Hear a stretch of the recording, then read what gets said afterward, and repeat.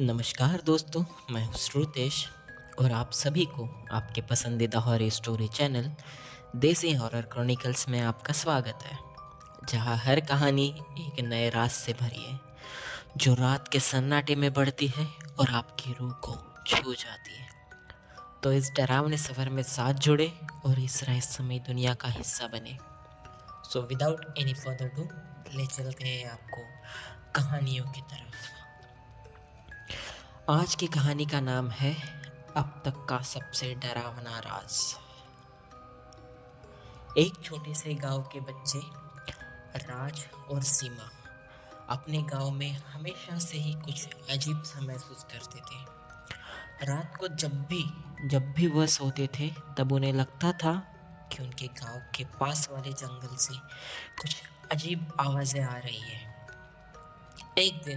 एक दिन उन्होंने तय किया कि वे वहां जाएंगे और जंगल का राज खुलेगा। रात के सन्नाटे में राज और सीमा ने जंगल की ओर कदम बढ़ाया।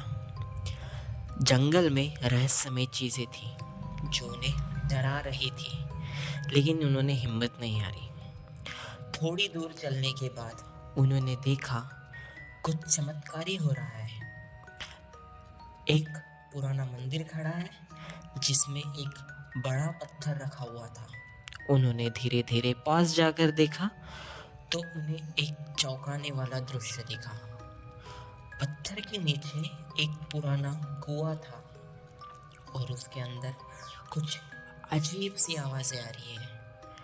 राज और सीमा ने वहां जाकर जांच की और उन्होंने देखा कुएं में कुछ बूंदें चमक रही है। धीरे धीरे वो कुआं अजीब सा आकार लेने लगा और धीरे धीरे वो कुआं के नीचे झुके और वहाँ कुछ अद्भुत बातें उन्होंने देखी। कुएं के अंदर एक पुराना दरवाज़ा खुला हुआ था जिससे अजीब अजीब सी आवाज़ें आ रही थी। राज ने धीरे से दरवाज़ा खोला और वहाँ कुछ दिखा। राज को वहाँ कुछ ऐसा दिखा जो इससे उसकी आत्मा सिहर सी गई। उसने रूह को हिला कर रख दिया। दरवाज़ा खुलने पर एक बड़ा कुआं के अंदर का दृश्य सामने आया। वो वह था कि वहाँ एक पूरा गांव बसा हुआ था जिसमें लोग चल रहे थे, बाजार में सवारी कर रहे थे और सब कुछ ठीक से हो रहा था। लेकिन जब वो लोग देखे गए तो वे सब एक साथ उनकी ओर बढ़ते हुए देख रहे थे। मतलब जैसे ही सीमा और राज ने उनको देखा और उन्होंने सीमा और राज को देखा तो वे सभी सीमा और राज की ओर बढ़ने लगे। राज और सीमा ने तब समझा कि वे किसी पुराने गांव की दुनिया में पहुंच गए हैं जो शायद एक समय की यात्रा में फंस गया है। लेकिन यह सब कुछ इतना अजीब और इतना डरावना क्यों था, यह उन्हें समझ में नहीं आया। उन्होंने कुएं के अंदर से बाहर जाने का निर्णय लिया, लेकिन जैसे ही वे दरवाज़ा बंद करने के लिए बढ़े, सब कुछ अचानक बदल गया। वहाँ का गांव हल्का हल्का बुझ गया और उनके आसपास का सब कुछ अंधेरे में डूब गया। धीरे धीरे उनके सामने एक और दरवाज़ा खुला और उन्हें नज़र आया, जिसके पार पहुंचने पर उन्हें यह सब डरावने राज सामने आए। उन्होंने देखा कि गांव वाले किसी अजीब रूप से बदल गए हैं। उनके चेहरे डरावने और काले हो गए हैं और आंखों की पुतलियां जैसे सफ़ेद सफ़ेद दूध उनकी आंखों में नज़र आने लगा और वह राज और सीमा की ओर बढ़ रहे थे। एक भूतपूर्व सच्चाई सामने आई। ये गांव एक समय में खो सा गया था और यह एक भूतपूर्व गांव का रूप लेकर सामने आया था। राज और सीमा को यह समझ में आया कि उन्होंने किसी रहस्यमय समय यात्रा में हिस्सा ले लिया था, ना चाहते हुए भी, और अब वे अपने गांव में वापस नहीं जा सकते थे। गांव वाले उनकी ओर बढ़ रहे थे और वहाँ का माहौल और भी डरावना हो रहा था। राज और सीमा ने जोर से बोला, चिल्लाते हुए बोला, हम तुम्हारे साथ नहीं रह सकते, हमारा गांव हमें बुला रहा है। उनके शब्दों से गांव वाले थोड़ी देर के लिए रुक गए और फिर अचानक सब कुछ वापस नॉर्मल हो गया। गांव वाले अपना पुराना रूप ले लिए और गांव वापसी कर गए। राज और सीमा को एक राजी दिखाई दी, लेकिन उन्होंने इस डरावने सफ़र को कभी भूला नहीं पाए। वे गांव से बाहर निकलकर वापस अपने गांव की ओर बढ़े, लेकिन उनके चेहरों पर हमेशा हमेशा एक डर दिखाई देते रहा। उन्होंने अपने दोस्तों को बताया, लेकिन उनमें से कोई नहीं माना, क्योंकि वह उनकी बातों को ठीक से समझ नहीं पा रहे थे। राज और सीमा ने डर की गहराइयों से भरी एक नई कहानी शुरू की, जिससे में समय और अजीब रहस्यमय घटनाएं एक साथ मिली थी। इस अनूठी कहानी ने सबको हिला कर रख दिया था और गांव वाले अब भी उसे याद करते थे, जो वापसी के बाद उनके जीवन को हमेशा के लिए बदल कर रख दिया था। यह गांव और उसकी भूतपूर्व कहानी हमेशा हमें यात्रा करने का सीधा तात्पर्य देती है। कभी कभी वह चीज़ें हमारे समय के बाहर ले जाती हैं और हमें अपनी सत्यता दिखाती है, जिससे हमारी दुनिया को पूरी तरह से बदल के रख देती है। तो आई होप दोस्तों आज आपको हमारी पहली कहानी बहुत ही मज़ेदार लगी होंगी। तो चलते हैं आपको दूसरी कहानी की तरफ।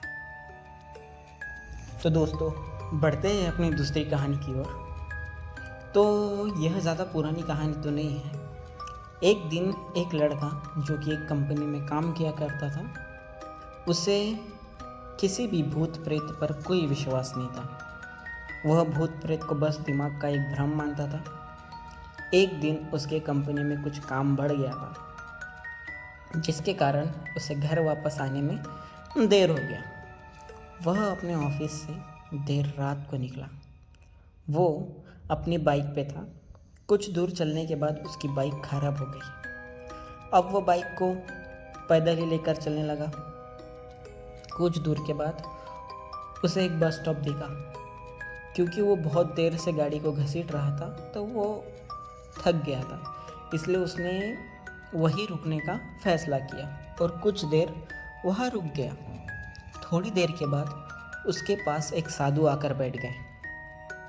साधु ने अपने पास एक बीड़ी रखी हुई थी, उसे उन्होंने निकाला और वह उस बीड़ी को अजीब तरीके से पीने लग गए। उस लड़के की एक आदत थी कि वह किसी से भी बात करना शुरू कर देता था।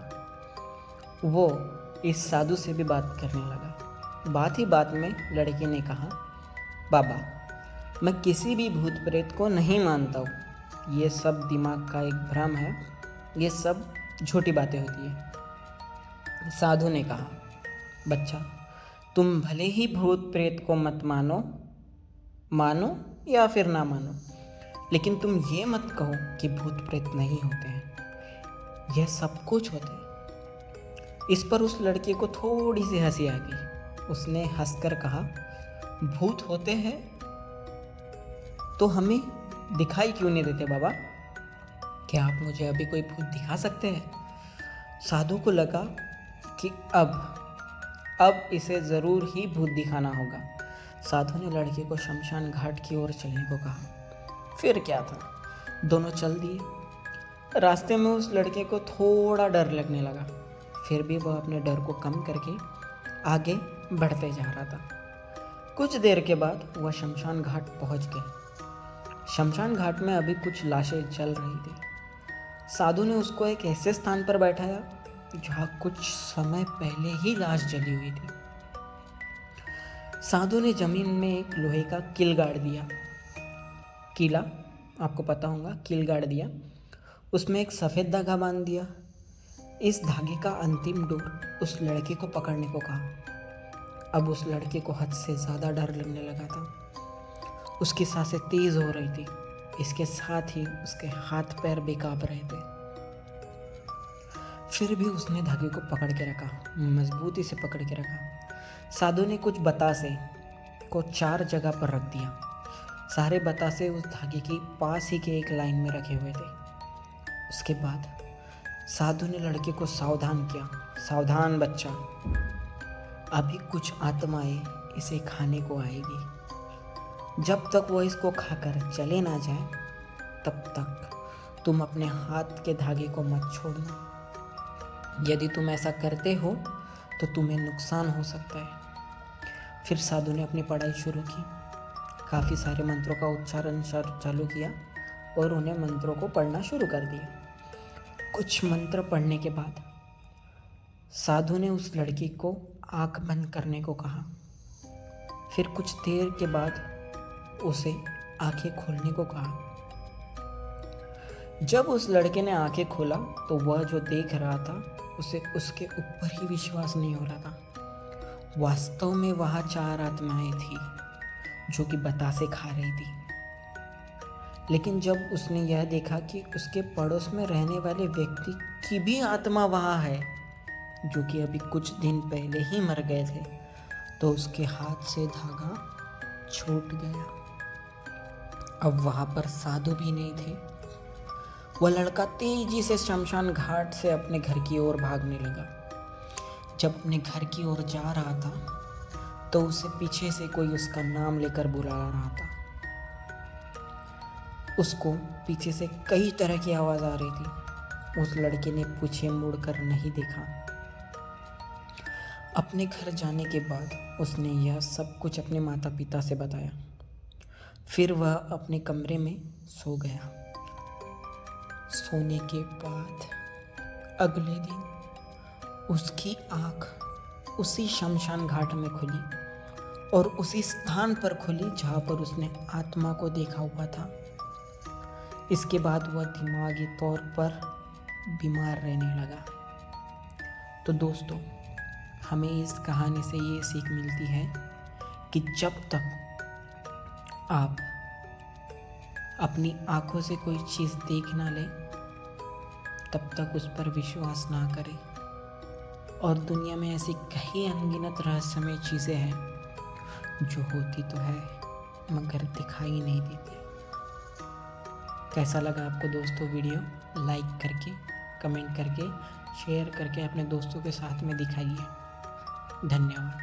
तो बढ़ते हैं अपनी अगली स्टोरी में। तो दोस्तों, आपका स्वागत है हमारी तीसरी कहानी में, जिसका नाम है राजस्थान का रहस्यमय मंदिर। मित्रों, आज मैं आप सभी को राजस्थान की एक रहस्यमय जगह के बारे में बताने जा रहा हूँ, जिससे लोग आज तक बेखबर है।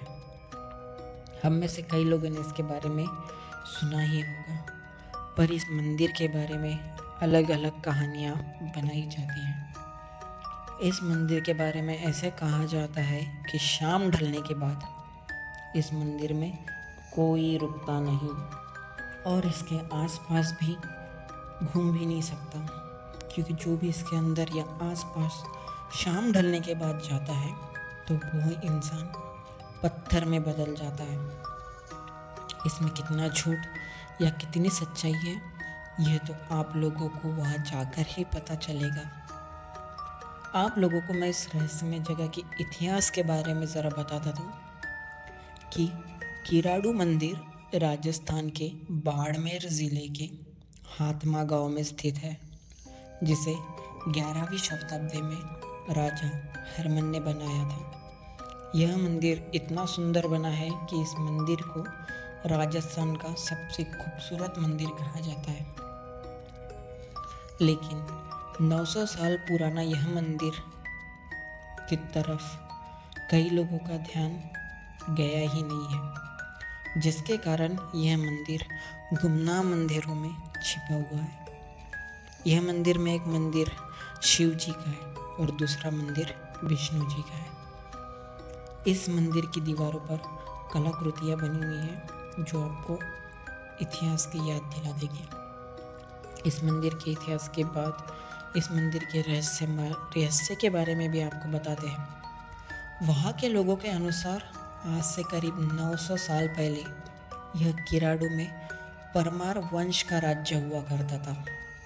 उस समय में एक दिन साधु अपने कुछ शिष्यों के साथ यहाँ पर रहने को आए थे और यहाँ पर कुछ दिन बिताने के बाद उन्होंने सोचा कि थोड़ा और घूमने का निश्चय किया जाए। एक दिन वह शिष्यों को बिना बताए रात को कहीं पर निकल पड़े। उनके जाने के कुछ दिनों बाद सारे शिष्य जो थे उनके बीमार हो गए और उन्होंने गांव वालों से मदद मांगी, तो गांव वालों ने उनकी मदद नहीं की। केवल एक कुमारिन ने निस्वार्थ भाव से उनकी सेवा की। कुमारिन यानी आपको पता होगा कि जो मड़के वगैरह बनाते हैं, जो घड़े वगैरह बनाते हैं, जिससे उनका स्वास्थ्य ठीक हो जाए।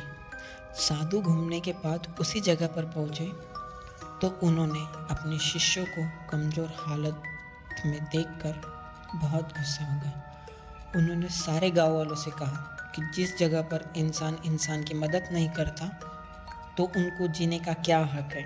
और तभी उन्होंने पूरे गांव को पत्थर बनने का श्राप दे दिया। शिष्यों की सेवा करने वाली कुमारिन को इससे अछूत रखा और शाम ढलने से उसे यहाँ से बिना पीछे मुड़े इस गांव से निकलने को बोला। लेकिन उस महिला ने गलती से पीछे देख लिया और वह भी पत्थर की मूर्ति बन गई। नज़दीक गांव वालों के पास आज भी उस कुमारिन की मूर्ति है।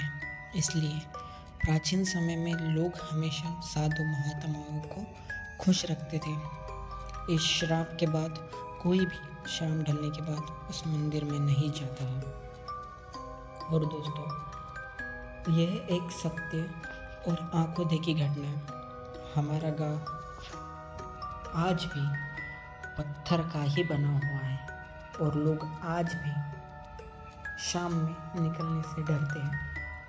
दोस्तों, ये थी हमारी आज की तीसरी कहानी।